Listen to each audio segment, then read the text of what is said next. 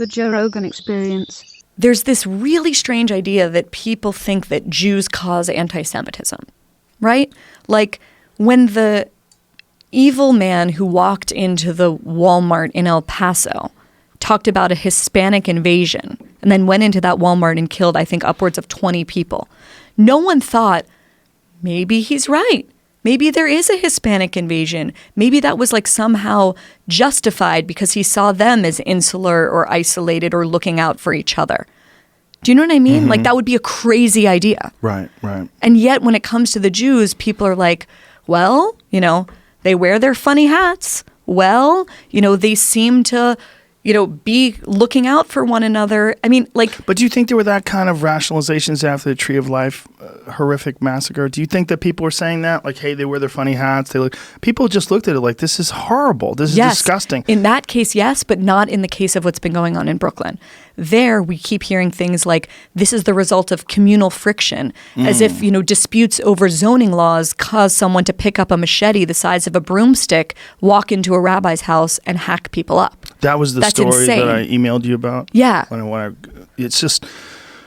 Do you see what I'm saying? So, like, yes. the case of Tree of Life, let's take that. Okay. That's like that's like a clean case in the sense of these are innocent, mostly elderly, two of the brothers who I knew who were killed were mentally disabled. Okay, it was the people that show up to services on time, which is a certain kind of person. And you have this white supremacist who says all Jews must die. He's totally unequivocal about it. He goes in and he tries to do that. So you have just a case of someone who any reasonable person sees as evil, which is this neo-Nazi, and people who any reasonable person see as totally innocent, which is, you know, Jews in prayer. Was the shooter killed? No, he's standing trial. He's standing trial. Yeah. And there were and he actually embodied this thing. Sorry, should I stop? No, the question was like, do they, when they have someone like that, do they extensively interview him and try to figure out what the fuck brought him to that? I mean, is he schizophrenic? Is he... Well, a lot of the people, like the guy in the Muncie case that we're going to talk about, the machete guy, he showed signs of mental illness. I think that Robert Bowers in Pittsburgh also did. But, you know, but then so did Dylan Roof, the guy that killed however many people he killed at the black church in Charleston, South Carolina. But he was also a white supremacist. It's like these hateful ideologies, often they draw people that are deranged or young or somehow on the fringes of society. With the guy in Pittsburgh, he was deep into this replacement theory ideology. The reason that he selected Tree of Life as his synagogue is because Tree of Life the previous weekend had participated in this program called National Refugee Shabbat or Sabbath. It was celebrating the idea of welcoming the stranger, which is a fundamental Jewish value. Do not oppress a stranger because you were strangers in the land of Egypt. And he said specifically that, you know, HIAS, the group that was organizing this National Refugee Shabbat, it stands for Hebrew Immigrant Aid Society. It started in the 1800s as a way of resettling Eastern European Jews who were fleeing pogroms in Eastern Europe, now works to resettle refugees, including Jews all over the world. And he specifically selected Tree of Life because of that, because he said the Jews are bringing in the dirty immigrants into this society. So he was like kind of the perfect embodiment of white supremacist replacement theory ideas. In Brooklyn, it's much harder cases because it's much harder for people to talk about. Because how do you talk about the fact that in many of these cases, and a lot of them have been caught on CCTV, you know, that it's a young black man attacking a Hasidic guy walking down the street and who's visibly Jewish. It's much harder to talk about when someone is someone who we talk about as being rightly as being from a group that is himself victimized, a poor black kid in Brooklyn, is then going on to victimize another minority group. It's just much harder when the attacker is not a white supremacist to talk about it.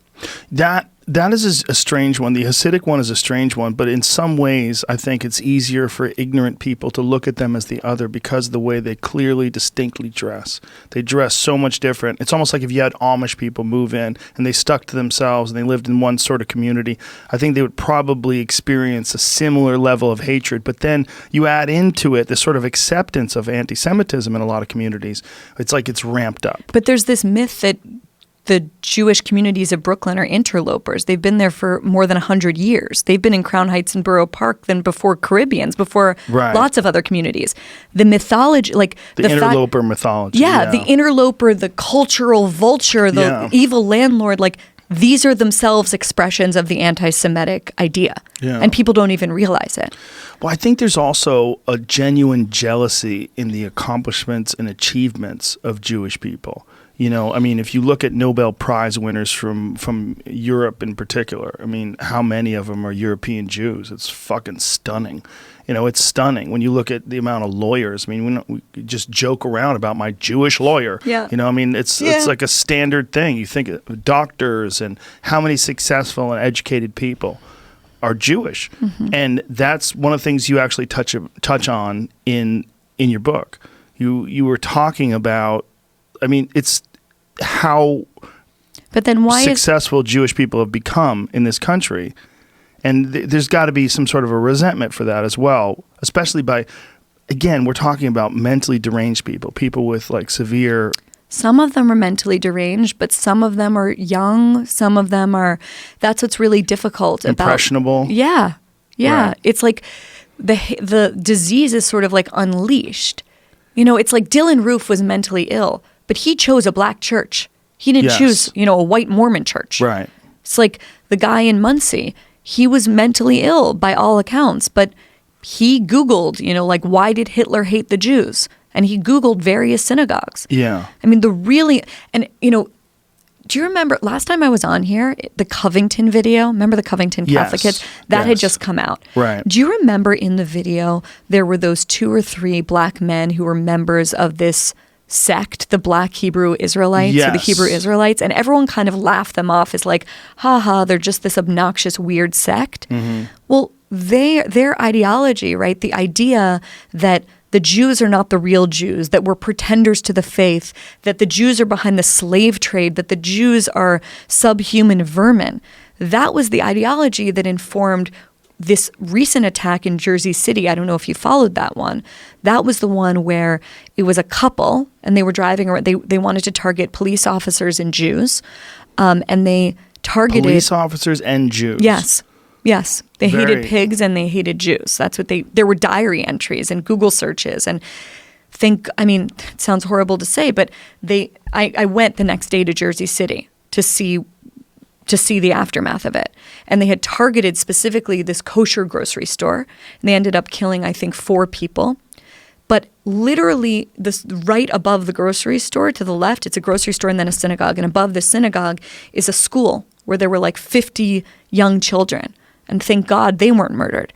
Then they comes to light a week ago that they had a bomb in the U-Haul that had the range of 5 football fields that they wanted to deploy. I mean, and everyone was laughing, ha, ha, ha, like, look at these crazy people that believe this crazy ideology. Well, this crazy ideology is moving people to do very, very violent things.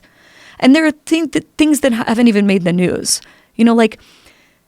If we believe this idea, right, that what's going on in Brooklyn is the result of communal friction, well, how does that explain my friend's father-in-law who was walking on the Upper East Side wearing a yarmulke on his head and gets the shit kicked out of him? How does that explain my friend Avram, who is a progressive Jew, wears a rainbow yarmulke, is on the subway, and he's had several interactions with this group who scream at him. One of them held up a picture of Louis Farrakhan saying, "You're not a real Jew, you're a faggot," all of these horrible things. This is like creeping in everywhere. I had a friend on the Lower East Side that was visibly Jewish, not wearing a black hat, wearing a yarmulke but looked like you or me, got punched. This was like 2 years ago. By a black Israelite? No, he was just a random guy. But no, not all of these are black Israelites. What I'm saying is that there's this kind of inchoate hate that's like been unleashed. And that's the thing that's most disturbing. Like if you look at the Anti-Defamation League statistics, only a small percentage of hate crimes committed against Jews, something like 15% last year, were committed by white supremacists.